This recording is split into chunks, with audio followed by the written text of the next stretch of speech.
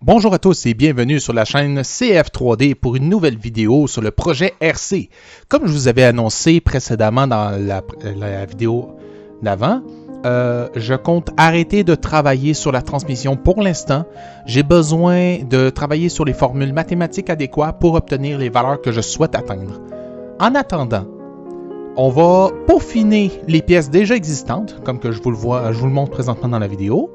On va peaufiner les pièces déjà existantes dans l'objectif de prévenir certains éventuels bris mécaniques.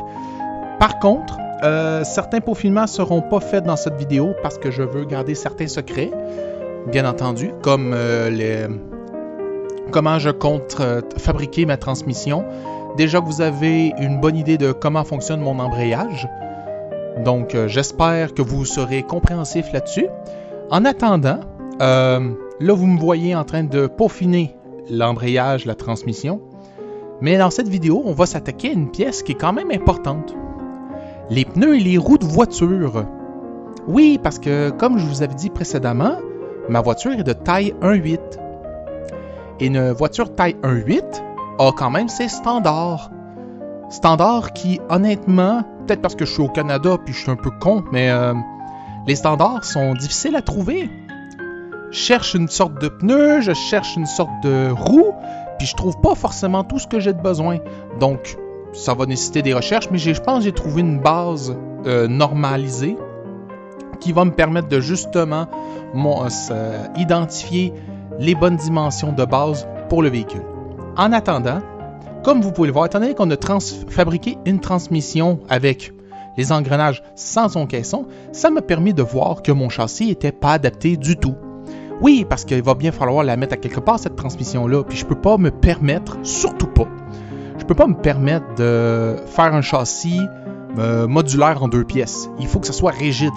Puis des pièces rigides, c'est des pièces en un seul morceau, monocoque si on préfère. Donc, je suis en train de travailler sur les redimensionnements de châssis.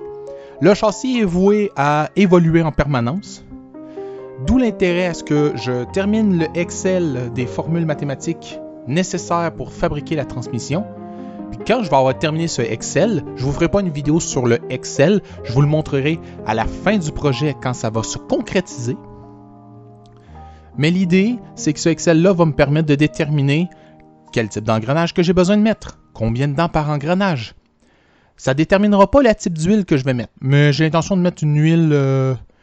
comment je peux dire ça, visqueux là, au possible. Une huile mécanique qu'on peut acheter n'importe où. Exemple du Castrol Centec 4W20. Là, je dis n'importe quoi, mais vous avez compris un peu l'idée. En ce qui concerne le moteur, j'ai pas encore les fonds pour l'acheter. Puis j'ai pas l'intention de concevoir tout de suite mon moteur. Parce que oui, ça fait partie de mon projet. Une fois que je vais avoir terminé la conception de la transmission, de la voiture, des systèmes embarqués, éventuellement, j'aimerais produire mes propres petits moteurs que je vendrai au public à un prix agréable. Bien entendu, c'est un projet à long terme. À court terme, on va se contenter d'acheter ce qui existe déjà. Puis ce qui existe déjà, quand même, coûte cher. Puis pourquoi j'opte pour un moteur multipiston puis pas juste un moteur monopiston comme on voit sur la plupart des voitures téléguidées? C'est que je veux créer une nouvelle catégorie de voitures téléguidées. Bref, je vous en dis pas plus. Pour le moment, appréciez. Comme vous pouvez le voir, je suis en train de concevoir une sorte de pneu. Parce que les sortes de pneus que j'ai de besoin, ou que je pense avoir de besoin, il y a des standards, mais il correspondra peut-être pas forcément à ce que j'ai de besoin. Donc, l'idée, ça va être de modéliser en 3D une sorte de pneu, de l'adapter pour que je puisse faire des moules. Il va falloir que je trouve un moyen d'acheter du caoutchouc. Je ne sais pas où je peux en procurer pour l'instant, mais c'est à venir. Puis l'idée, ça va être de mouler la pièce. Pareil pour la roue en ce moment. La roue, la faire usiner, c'est un principe très conventionnel et efficace, mais je pense que la mouler me permettrait un gain de temps phénoménal. Bien entendu, il y a des moules qu'il va falloir que j'achète. En attendant, je vous montre comment je compte procéder pour fabriquer ma roue. Jusque-là, c'est plutôt simple, c'est un cylindre avec une poche. Une fois que vous avez déterminé votre poche, il faut ajouter un axe à votre cylindre. Puis à partir de cet axe, vous faites la forme extérieure de la roue.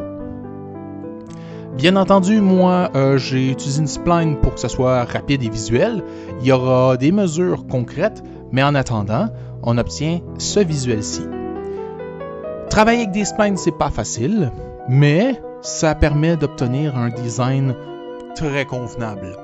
Bien entendu, l'idée de pourquoi enlever de la matière, puis pas juste faire une roue flat comme que c'est en ce moment, c'est de gagner en légèreté tout en préservant une certaine rigidité viable pour la roue. Bien entendu, c'est ça intéressant que la roue ne casse pas pendant qu'elle tourne, parce que je m'attends à ce que la roue tourne très très vite.